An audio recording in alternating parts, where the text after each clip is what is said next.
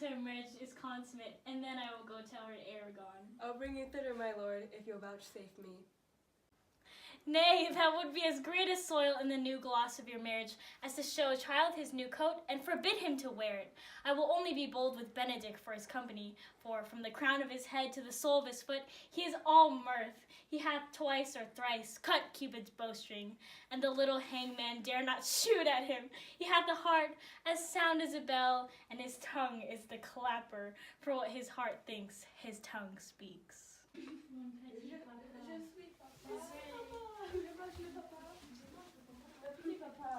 Gallants!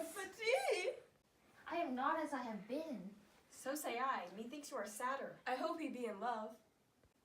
Hang him, truant! There's no true drop of blood in him to be truly touched by love. If he is sad, he wants money. I have the toothache. Draw it!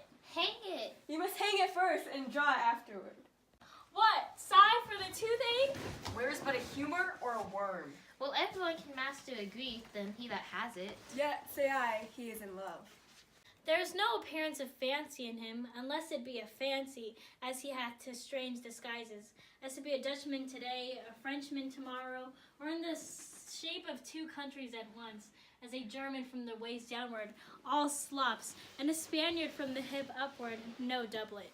Unless he have a fancy to this foolery, as it appears he hath, he is no fool for fancy, as you would have appear it he is. If he be not in love with some woman, there is no believing old signs. A brushes his hat o' mornings, what should that bode? Hath any man seen him at the barber's? No, but the barber's man has been seen with him, and the old ornament of his cheek hath already stubbed tennis balls. Indeed he looked younger than he did, by the loss of a beard. Nay, rubs himself with civet. Can you smell him by that? That's as much as to say the sweet youth's in love. The greatest note of it is his melancholy. And when was he wont to wash his face? Yeah, or to paint himself, for which I hear what they say of him. Nay, but his jesting spirit, which is now crept into a lute string, and now governed by stops. Indeed, that tells a heavy tale for him. Conclude, conclude, he is in love. Nay, but I know who loves him. That I know too, I warrant, one that knows him not. Yes, in his ill conditions, and despite of all, dies for him. She shall be buried with her face upwards. Yeah, this is no tone for my toothache. Old Senor, walk with me.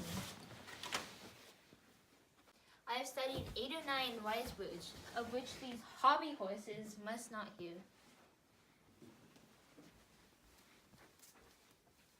For my life, to break with him about Beatrice. 'Tis even so, hero and Margaret have by this played their parts with Beatrice, and then the two bears will not bite one another when they meet.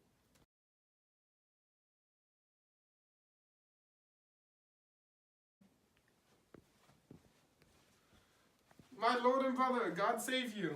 Good evening, brother. If your leisure served, I would speak with you. In private?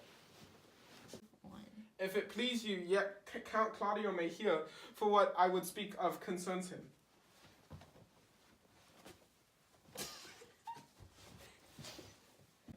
What's the matter? Does your lordship still mean to be married tomorrow? You know he does. I know not that when he knows what I know. If there be any impediment, I pray you discover it. You may think I love you not.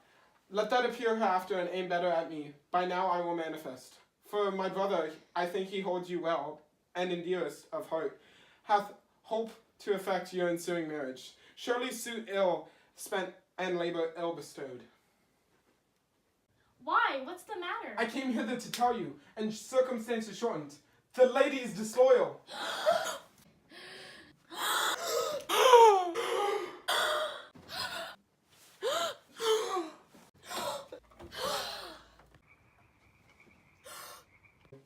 Who, hero? Even she, Leonardo's hero, your hero, everybody's hero. Disloyal? The word is too good to paint out of her wickedness. I could say she were worse. Think you of a worse title, and I will fit her to it. Wonder not till further warrant. Go but with me tonight. You shall see her in her chamber, window entered, even the night before her wedding day. If you love her then, tomorrow wed her, but it would better fit your honor to change your mind. May this be so? I will not think it. If you dare not trust that you see, confess not that you know. If you will follow me, I will show you enough, and when you have seen more and heard more, proceed accordingly. If I see anything tonight why I should not marry her, tomorrow in the congregation where I should wed, there will I shame her. And as I would for thee to obtain her, I will join thee to disgrace her. I will disparage her no further. Till you are my witness, bear it coldly but till midnight, and let the issue show itself. Oh, day untowardly turned! Oh, mischief strangely thwarting! Oh, plague right well prevented, so you will say when you see the sequel.